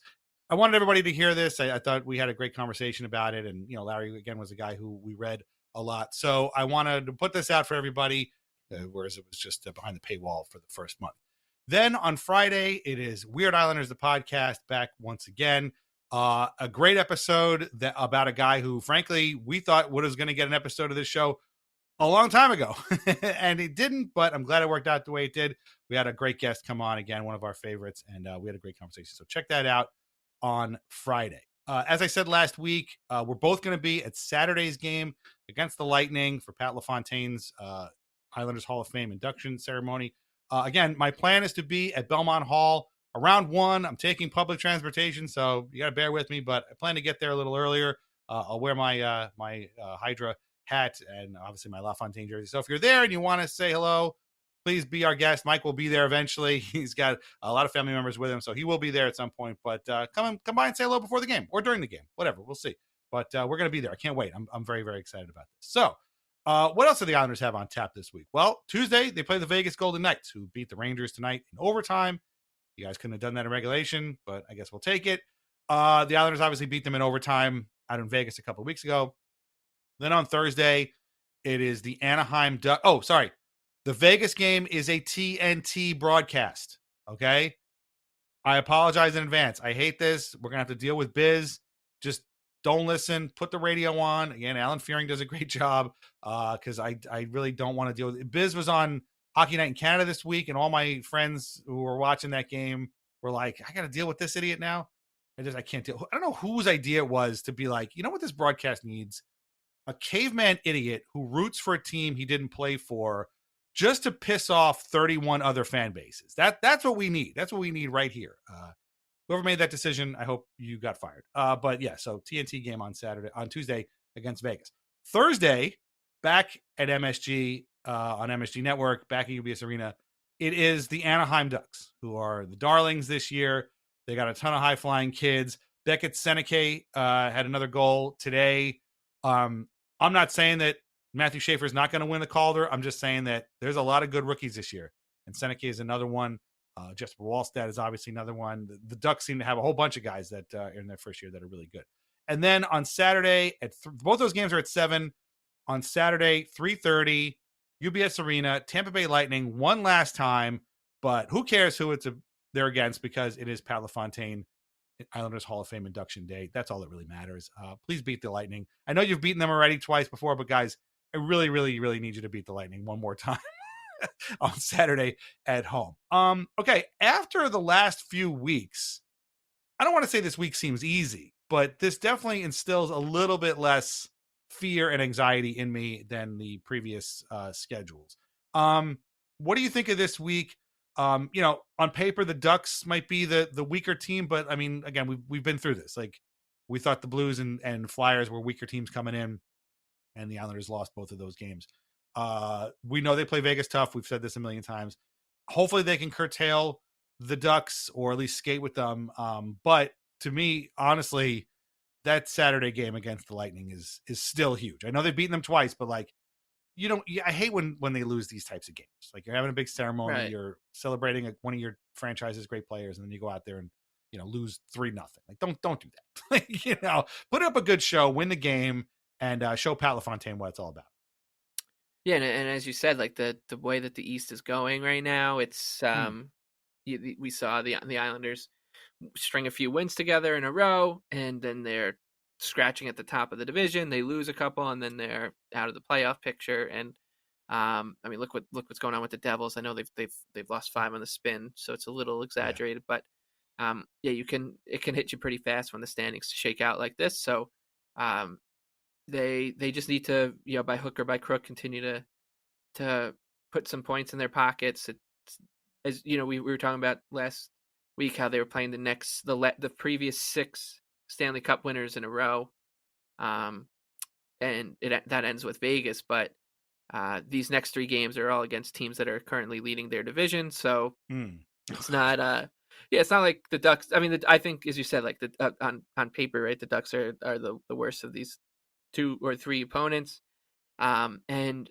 just the schedule is relentless, and that you can say, like, okay, but the next week after that is a little bit softer with Detroit, Vancouver, and Buffalo, but you don't want to be in a spot where you just went ahead and got 1 out of 6 points, and you need to win all 3 of those games to boost yourself back up. So the Islanders going to need to find a way. Plus, it's at home. Like, I really hope they're putting an emphasis on. I know they've won their last 2 at home, but that homestand could have been what put this team up there with the Capitals in terms of leading the division. Instead, they had to do a little bit of catch up at the end of the homestand, and then the first half of the Florida 2-step. And now I just don't want to be put in that spot. So, I mean, a nice normal week would be nice, like a normal week from a good NHL team where, hey, maybe go 2-0-1 or something like that. That would be nice. And 3-0, 2-1, whatever it is, just come out ahead, and we'll see. I mean, the Golden Knights just did us a favor by beating the Rangers in overtime, but I just this division, the standings are getting. That's something about Simon Holmstrom isn't what I'm really thinking about when I go to bed at night. What is worrying me right now with the Islanders is something they can't even control, which is just that the standings are looking the way they are. Right. Yeah, and everybody playing everybody every night, basically. Like the Penguins aren't going away, the Flyers aren't really going away. It's now the Rangers are coming up with points every game, and I mean, I thought the Blue Jackets were really struggling this season, because every time I look, I'm like, oh, they lost tonight, and they're, like you said, they're right there too, and that's the Senators were the toast of Canada like a week ago, and now they're second to last in the conference, and of course there's the Sabres, which is just so unbelievable. Like, how is this happening? And it's terrible. I feel so bad for the fans. I know. Seriously. You know what? We were having fun with it for a while, because when we were having fun with it, it was when everyone was like, "This is the year that the Sabres are going to be a wagon. All those young players are going to come together and whatever." And it got so annoying. And now it's, as you said, it's almost like a drag. Like, right. I look at it, and I look at the standings, every day or whatever, and I'm like, it almost feels like they're not even playing. The league's just like copy and pasting their record from every year, and that's just them at the bottom. So at least it's not the Islanders. Also true, but and I don't want to look too far ahead, because obviously we have 3 other episodes in this month before the new year flips over. But this week is by far the toughest of the weeks coming up. You just mentioned Detroit, Vancouver, Buffalo, and then Christmas week it's New Jersey and the Rangers on the other side of the holiday, and then it's Columbus, and then Chicago on New Year's Eve, or not New Year's Eve, the day before New Year's Eve. So I mean, they have a chance to really pick up some wins here, but it's going to mean not playing down to your competition. Like, we've seen them elevate their game against some of the better teams in the league. They need to do that against everybody. They can't just sort of like be like, oh, it's Vancouver, who cares? And then all of a sudden you lose 4-0. Like, you don't want to do that either. So, but get through this week, get through the next couple. That everything's a lot lighter. Even just the way the schedule is spread out is a lot lighter than it's been coming up. So they have a chance to really get some points here. So let's go out and do that. And no better time to start than Tuesday. I highly recommend everybody look for the Jack Eichel overtime winning goal against the Rangers tonight, because it's actually very funny. Somehow his stick gets stuck in the goal after he scores it. It's very weird. So definitely check that out. But yeah, it's gonna be a fun week. All right, we're gonna talk about that Saturday game against Lightning again in a few minutes. But first, want to go back again. We're doing a lot of time jumping in this episode. Go back and talk about Brock Nelson's return to UBS Arena. I put out a tweet before, or a post on Blue Sky before the game, that said Brock Nelson is 5th on the Islanders' all-time goal-scoring list with 295, 8th on their all-time points list with 574, 5th on their all-time games played list with 901. And I had a few people be like, wow, really? Like, they had no idea that Brock Nelson, a guy who's obviously played, in modern era, was that high on so many of these team lists. And like, yes, Brock Nelson is without question one of the greatest post-Dynasty Islanders we've ever seen. We're going to talk about, one of the other ones in a few minutes. And this was an emotional night. And, Brock's not an emotional guy. And they played that last interview he had as an Islander with Shannon Hogan, where he was getting choked up. They showed him on the bench waving to everybody. The video was great. Whoever put the video together for the Islanders did a great job. Him getting drafted and all those playoff goals and all that kind of stuff. And I think Brendan gets a kick out saying Brock Nelson, like that. Just a great dude, a great Islander. Again, seeing him there waving, you could tell it was a little bit awkward. I don't know if the Avalanche even understood like how important Brock Nelson's been for this club. I want to talk about his wife's interview we talked about a few minutes ago again in a few minutes, but like watching Brock's in-game reaction to that video, what were you thinking? I was a little choked up. I'm not gonna lie. Like, I was like, this guy was awesome. Like, this guy was just a fantastic Islander for whatever it was, 12 years. And he's got the numbers to prove it. I mean, 295 goals is nothing to sneeze at. 900 games is nothing to sneeze at. And this guy did it all. Yeah, I was quite emotional, to the point where Isla came in and it was Emmy's birthday the right before Thanksgiving. So there's still a couple balloons popping around here. And Isla came in and handed me a balloon and said, yeah, this is to cheer you up because of that Islander you like. And I was like, no, it's not sad. I'm not sad. Right. And it was actually nice to have this kind of conversation, because it was essentially me talking to myself and, as explaining this to a 3-year-old, simplifying my emotions of what I felt about Brock and the fact that he's not an Islander anymore. I was like, I'm not sad, but I'm not happy. I'm more just appreciative of my friend, and by that time she was just on to the next thing. But and yeah, I thought just as you said, he's for me, right, as somebody who grew up in was born in 1990 and grew up with those like late 90s, early 2000s team as my like first got my teeth into them teams, and so many itinerant Islanders coming in and out of, we love some of them, those mercenary guys who kind of just end up here. But it's very different than watching what Brock Nelson did, and to have, he's almost like the first real great that I saw from start to finish, who there's other guys like Okposo and Bailey, and you can talk about the other guy in that cohort, and but those guys ended up like they're obviously Okposo plays half his career somewhere else. Bailey's career abruptly ends, and he never really had the consistent greatness that Brock, relative to like the Islanders, that Brock had. And so this was, he's probably the best pound for pound longtime Islander that I ever watched. So I was truly appreciative of him, and still am, and was wondering if people were going to be confused why Islander fans weren't booing and hissing and throwing jerseys at a guy that doesn't play for them anymore, because apparently that's what we do to everyone. Right. I also give Brock a lot of credit, because he looked exactly like I thought Brock Nelson would look when he's getting a tribute video from the New York Islanders. So just very stoic. You could see him sort of fighting it back a little bit, but he's Brock, so he didn't show his hand all that much.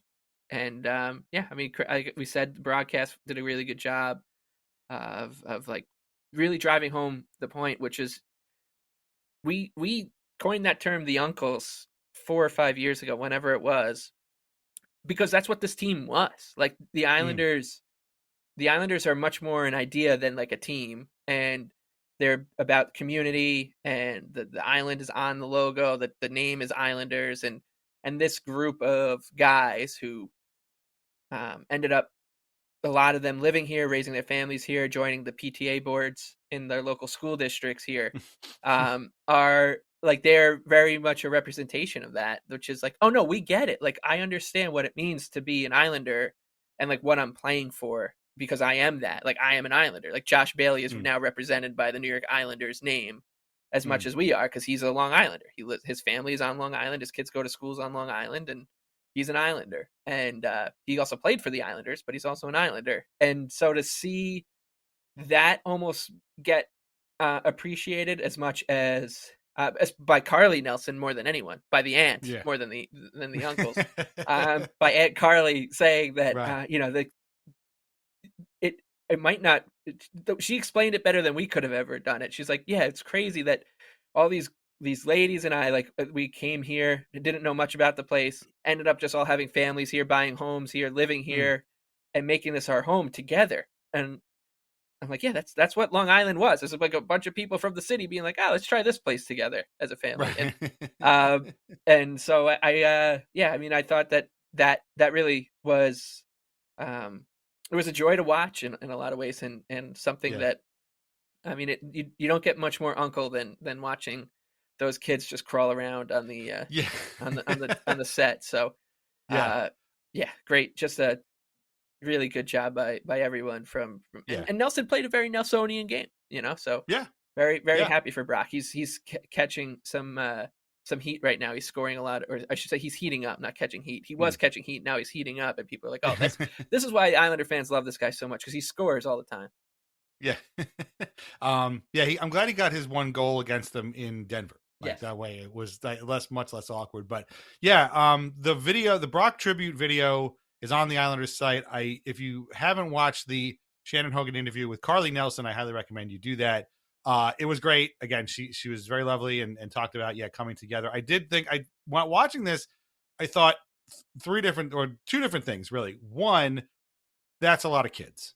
And it was 4 kids. They were all climbing all over the place. It was very cute. And actually, it made me think of you, because your parents had 5 kids, and God bless. Like, I don't know, I have 1, and she spends most of her day in her room talking to her friends or singing, and that is already a lot for me. So, it's a lot. So God bless people with big families. And no, it was great. It was very nice. And also the other thing I thought of was, I think it was a day later, the Islanders' wives and girlfriends did the annual toy shopping trip, which I've talked about before on this show. It's one of my favorite Islanders traditions that they do. And I wonder if, they could have done that shopping a week ago. I have absolutely no idea, but I did wonder if Carly Nelson had kind of felt a disturbance in the force. Like, she was like, this time of year, I feel like I'm supposed to be doing something. And I wonder if they were doing the shopping and were like, something's missing this year. What's going on? It's like, because Carly's not here. So she and Brock, obviously, and their kids have been such an ingrained part of this Islanders family for so long that it's great to see them here. I have no doubt that they, when Brock is done with his 3-year contract with the Avalanche, if he doesn't sign someplace else, I'm sure they're going to return here. If there's a guy you can see grabbing coffee in Garden City after his playing career, it's Brock Nelson, right? Like that just makes the most sense. It's you're gonna walk down 7th Avenue to whatever the new buzzy coffee shop is, and you're just gonna see Brock Nelson and Casey Cizikas and Kyle Clutterbuck and Josh Bailey and Brian Paul. Yeah, all these guys. At one point we're just gonna go back and we're gonna figure out we'll list out the guys who have been around the longest of this era and just like figure out how many games all 20 of them or whatever is going to end up have played together, because it's just it's absurd. It's in the thousands. It's crazy how these guys have just been played together. Whereas whenever I bring this up, that people are like, oh well, Cale Makar is going to play with Nathan McKinnon forever and Draisaitl and McDavid. I'm like, yeah, but those guys force your team to just tinker around the edges because they suck up so much of the oxygen and the value or whatever. Whereas like these guys don't do that. Like Brock Nelson never like broke the bank, and neither did Anders Lee or whoever. So the Islanders were able to keep these guys together forever. And yeah, and it's still weird. It's just I was almost relieved that Jonathan Drouin was not playing in that game. Right, the 29. Yeah, the 29 thing. True, yeah. And I was joking, like, I really wish Brock got to join in on that empty net goal hug at the end there. You know, I'm sure he was rooting for the Islanders that night because he's a huge Islander fan just like us. Oh, well, that's the thing I wanted to say just to wrap this all up was that the thing about these guys is that they might not have come here as Islanders fans, but they sure as hell became them and left as them. And that's what resonates with us. Like, you can feel how much these guys cared about being Islanders. And it goes with, you mentioned Kyle Oposo before. Another guy just loved being an Islander. Like, he just, and the fact that they just didn't even offer him a contract still bothers me. All these just Franz Nielsen. These dudes just came together as Islanders at the same time that kind of we started watching them, and I will never not feel connected to them. And it's just I hope that they do enjoy some post playing time here on the island. I think they're going to come back. Anders Lee, we mentioned before, tied Nelson for 5th all time on the Islanders goal scoring list this season, barring any kind of disastrous turn or whatever. He doesn't score another goal for the next 6 months. He is going to pass Clark Gillies for 4th. One of these, I think Gillies had 304 and Lee is at, I guess 295 now. So he's 9 goals away from passing Clark Gillies or tying Clark Gillies. Come on. That's kind of crazy. And then once he passes Gillies, Dennis Potvin is only at 310, quote unquote, only at 310 from a defenseman, but he's at 310. He's only right there. So there's a chance that this season, Anders Lee ends up as the 3rd leading goal scorer in Islanders history. That is madness. And, it's coming up again, like, oh, maybe they'll trade him. Should they trade him at the deadline?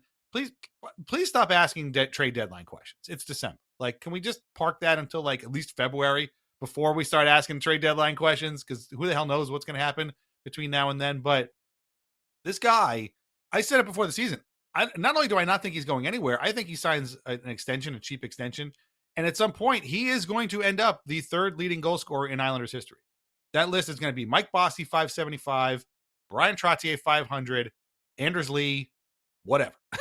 And that is insane. And again, this guy came here from Minnesota and has become an Islander. He became an Islander fan, just like us. And that's a beautiful thing. It's crazy. I mean, I'm happy to root for Anders Lee, and I hope he does pass Dennis Potvin, which, just a few years ago would have seemed impossible. Who passes Dennis Potvin on a list of anything? Like, Anders Lee is Josh Bailey, almost. He got right up behind Potvin. But that's crazy. It's just unbelievable that these guys have been around this long, that they're passing these all-time legends, and they're the closer they come to passing these all-time legends, the closer in a way they get to us as like guys that are just going to be here forever.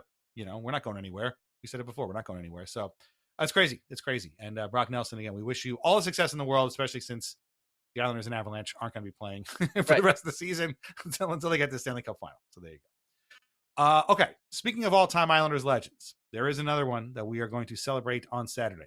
I am going to be there because this guy is my favorite all-time player, the man who made me want to watch hockey.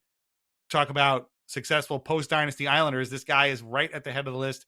It is Pat LaFontaine getting into the Islanders Hall of Fame. I'm so glad this is back. I'm so glad that they're doing this again. And I'm so glad that Pat LaFontaine is the first guy to be put back in here since they restarted. They're doing this like Ring of Honor thing I'm excited for.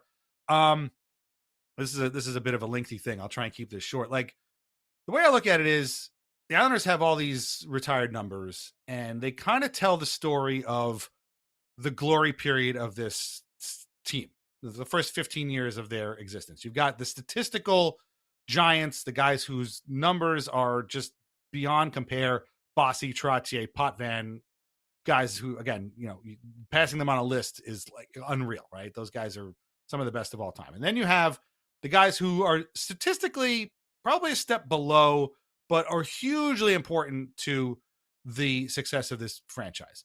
Gillies, Smith, and Goring. Maybe their numbers aren't, kind of blow you out of the water, but man, can you imagine the Islanders without Clark Gillies? No, you can't. Or Billy Smith, for that matter, or Butch Goring for that. No, these guys are hugely important, even if their numbers maybe are very, very good, but not quite at that level.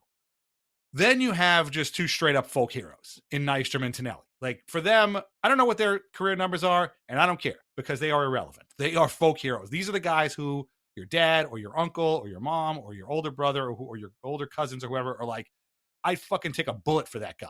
Like that's how much John Tonelli and Bob Nystrom have meant to this team. Their numbers are irrelevant. If they're not the beating heart of the Islanders, they are at least two of the four arteries, right? That's kind of the way to look at it. And then obviously you have Arbor and Torrey. Their banners go without saying. That doesn't mean that those are the only great players this team has had. Obviously, there have been great post-Dynasty Islanders. Maybe their numbers don't get quite retired because, having guys like Bossy and Trottier and even Gillies and Goring, those guys are hard to kind of top. And I think Pat LaFontaine, as much as I love him as a player, as a person, I think is one of those guys. He deserves a spot in the Islanders Hall of Fame. This is what the Islanders Hall of Fame is all about. This is what the Ring of Honor is all about, is honoring these guys so kids can come and you could bring Isla and Emmy to a game one day and they could be like, who's Pat LaFontaine? And you could tell them he was a great player in the post-Dynasty in the 80s era. Scored a ton of goals for them. He was a great, fast player and scored the Easter Epic goal and all that kind of stuff. I think this is just awesome. I said before, Chico Resch needs to be in there, but you know who else needs to be in there? And maybe they pair him up now that they're doing LaFontaine next year. Let's get Pierre Turgeon in there. Like, these are guys who are great, great players for this team that maybe don't quite get the retired number treatment, but that doesn't mean that we can't celebrate them and celebrate their accomplishments. And that's my screed on Pat LaFontaine. I can't wait for that. I've waited a long time for this. I got my jersey. I'm ready. I always wear it when I go. And this dude was just awesome, man.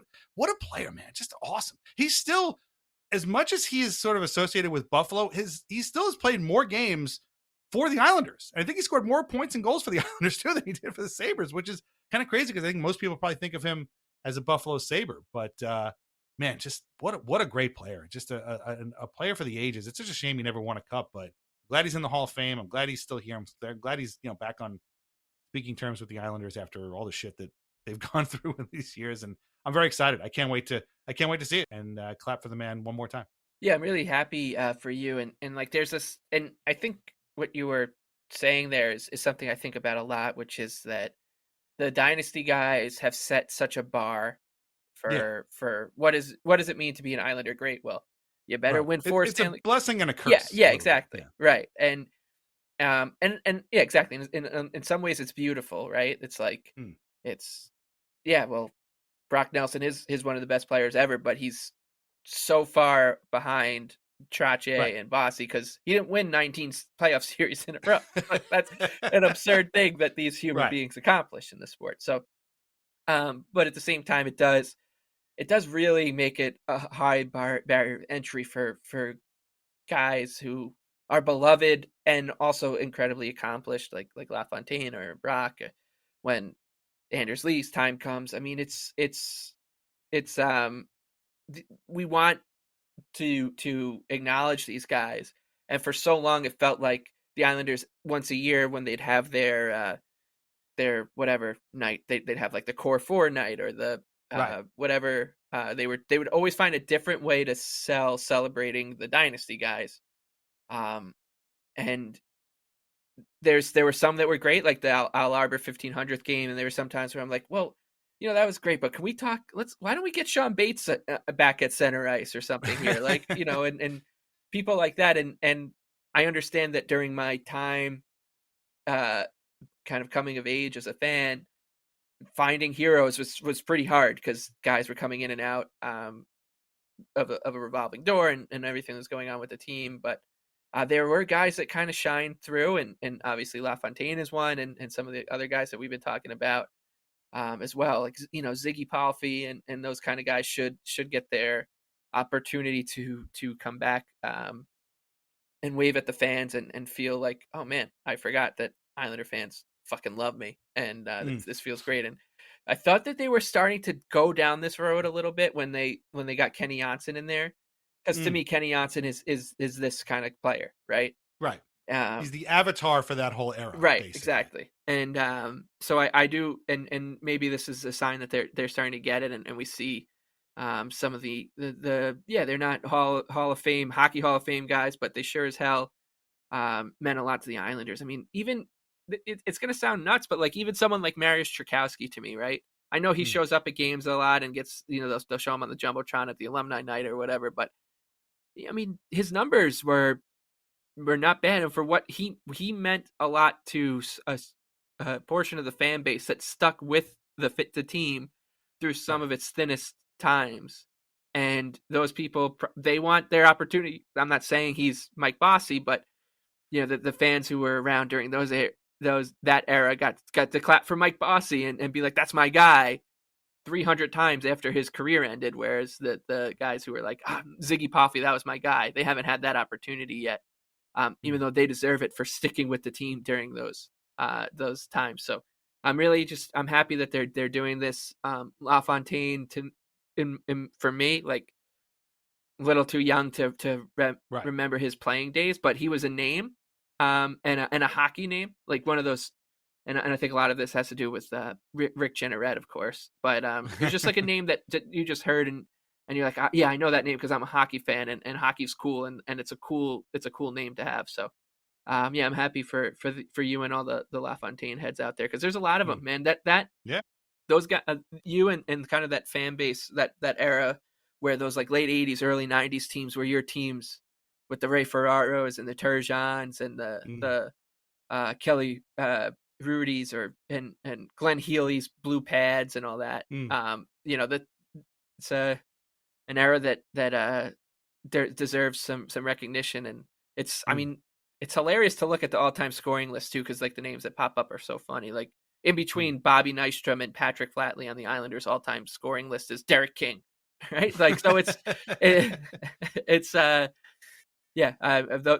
those early '90s fans and also some beautiful hockey aesthetics. The Islanders, I feel like those blue and white jerseys in the early '90s were just so good looking, and late '80s, early '90s, I should say. Yeah. Turgeon again deserves to be there. Chico Resch, as I mentioned before, deserves to be there. Turgeon really is, the last great Bill Torrey trade. He was unfortunately forced to trade LaFontaine because of the whole contract dispute. It got really ugly, and what does he do? He turns it into Pierre Turgeon and Benoit Hogue and Randy Wood, if I'm not mistaken, or would go the other way. I don't know, either way, but that's just magical stuff to trade one all-time great all-star center and get another one back is just insane. And Benoit Hogue is still here. I mean, have Benoit Hogue night. Who cares? Like, he's there anyway, right? Like, this guy was great. I would love to have Rudy, and I would love to have Ferraro as well, but those are two busy guys.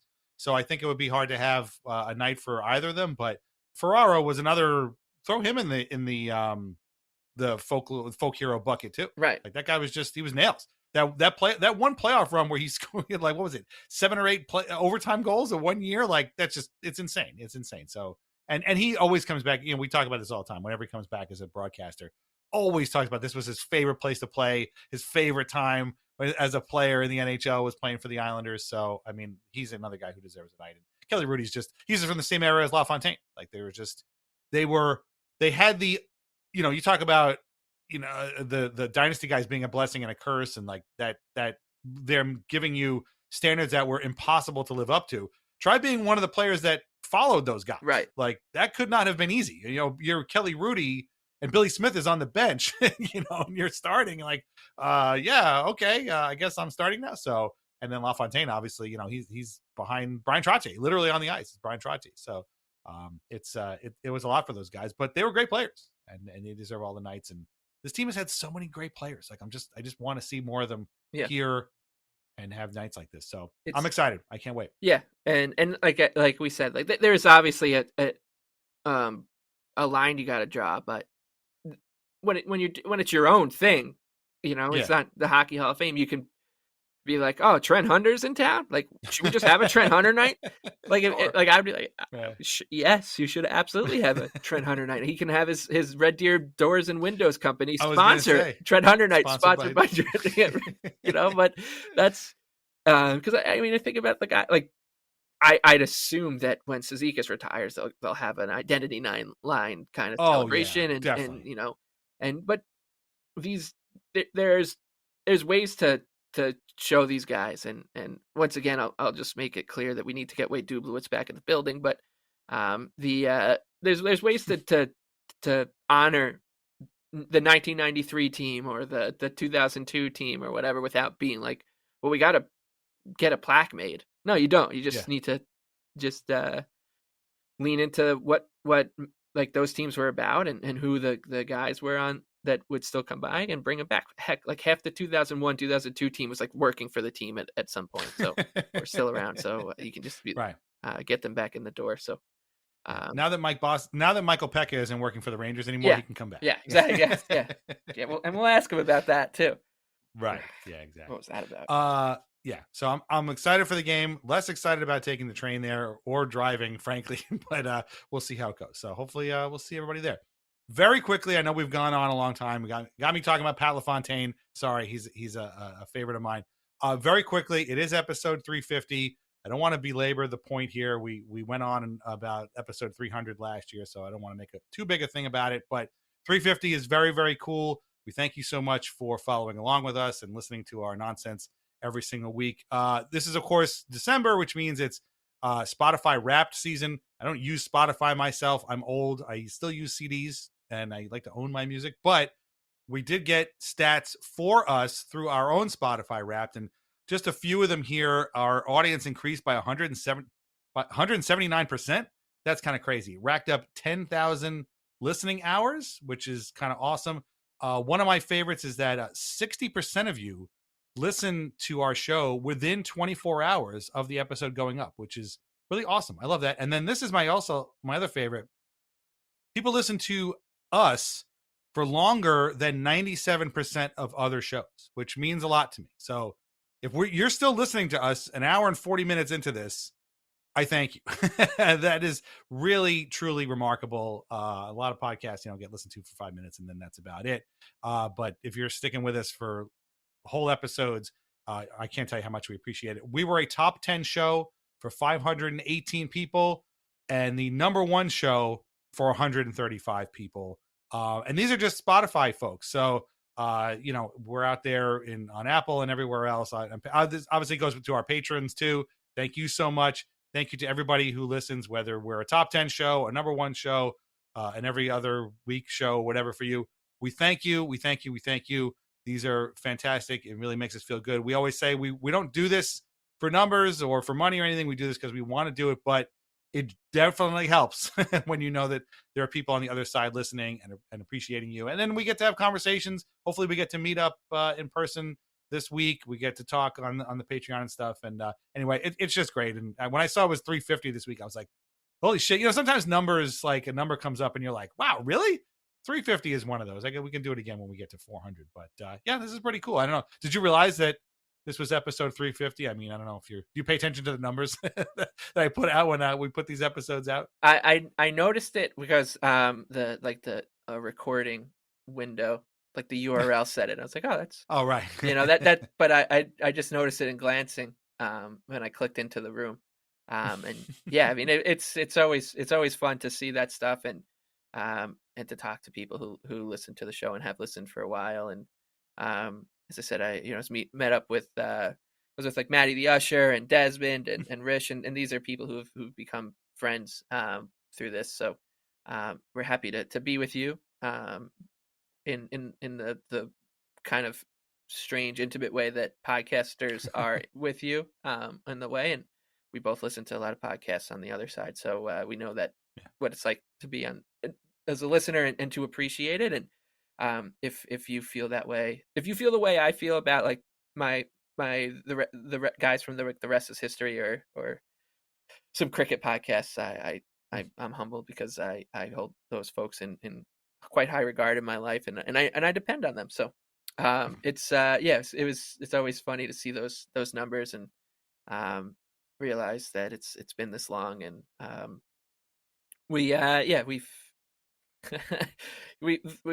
almost pulled the plug only once, I think, and that wasn't anything to do with each other or the team. It was just one guy who wasn't on the team anymore. He was just making us question everything, which looking back on. But thank God we didn't. Thank God we didn't. Yeah, I think the show kind of hit its momentum right then. But so and as we always say, like, we know it's not everyone's cup of tea and a little different, but it's enough people's cup of tea to kind of understand what we're trying to do here, which really makes me appreciate and feel kind of humbled, and love to see everyone on Saturday. I think it's our first game together since we met those really pleasant Canadian folks in Barclays Center. And was that Connor McDavid's rookie year or sophomore year? And sophomore, I want to say. Yeah, but it's been a long time. It's my fault. I barely get out of the house, but no, I'm looking forward to that too. I'm looking forward to meeting more of your family members who are going to be like, a lot of it. What's the matter with you? And I'm like, I don't know. A lot of it's a funny. It'll be a great time though. And our good buddy Mike Smith will be joining us. So right. I think we're in 314. So if you're around and you're at that game, and that's where we'll be, and come say hi. I haven't decided yet. I wore my Richard Park jersey to the last game. Oh, should I break out the Angval? I haven't worn that to a game yet. Maybe I don't know. a little. Seems like a bad idea. No, I got your choice. Yeah, I know. I got to decide where I'm going with. But yes, happy to get the Richard Park jersey. At least a point for the Richard Park jersey, because it's been a while since I've seen a win there. But I'll tell me about it. Me too. Yeah. So I got a lot to think about before Saturday of who I'm bringing in, but looking forward to hanging out and then meeting some folks again, and hopefully I can get there a little bit early too, so we can powwow before. Definitely. Yeah, and you have quite a selection of jerseys, as we know. So I'm looking forward to seeing it. Don't tell me what it is, because I want to be surprised when we get there. There's a Chris Campoli jersey on eBay right now that I'm not going to buy, but it's a gorgeous one if you want to get out there. It's relatively affordable. That's really, really cool. My wife's mission is to get me a Matthew Schaefer jersey for Christmas, but which is a lot harder to do than actually say. Yeah, and you got to make sure you got to figure out how to not get the Vanda Pharmaceuticals patch on there. Right. According to some people at the NHL store where she went, they didn't know he was going to be this good that quickly, so they didn't order any. So they have a ton of Ilya Sorokin jerseys there, which is great, because Ilya's great, but I didn't ask for a Bo Horvat jersey. No offense. I wanted a Matthew Schaefer jersey. So good luck for anybody else looking for that. And it's going to be a lot of fun. And we thank you very much for listening. And oh man, what was the other thing I was going to say? This has been a longer episode, but if you're listening to us and 32 Thoughts, we hope that we give you a different form of entertainment than Frege and Young Bukowski. Yeah, you don't like hearing us say, well, they're listening. It's complicated, but they're listening on offers on their veterans who okay. Tom Fitzgerald is making calls, just so you know. He's out there making calls. Well, good for him. We've tapped into Tom Fitzgerald's phone and we know. But so looking forward to this week. This is a longer episode, but we got a lot going on. We're in a good mood. The Islanders have been winning, so let's keep that rolling. Become a member at patreon.com/IslandersAnxiety for commercial-free episodes, bonus chats, written posts, and a whole lot more, or just join for free to get our weekly release calendar or try a 7-day free trial. Our theme song is Morning Haze by Family Dinner. Listen to more of their music on Spotify. Read Lighthouse Hockey every single day for your most up-to-date Islanders news and discussion. Islanders Anxiety podcasts are part of the Fans First Sports Network. Find us wherever you get your podcasts and on YouTube. Please leave us a review where you can, or subscribe to us on YouTube. If you want to give us a Christmas present, just do that. Give us a nice review. Subscribe to us on YouTube. Shop VintageIceHockey.com. Try wines from the Pinot Project. Mike, it's been a long one, but any final thoughts heading into what's a short but still a pretty big week for the Islanders? No, yeah, I think we did a good job, and looking forward to it. See what's going on, and mostly Saturday. That's be a lot of fun. So hopefully another fun episode on Sunday to retalk or recount a win at an so rare win at UBS Arena.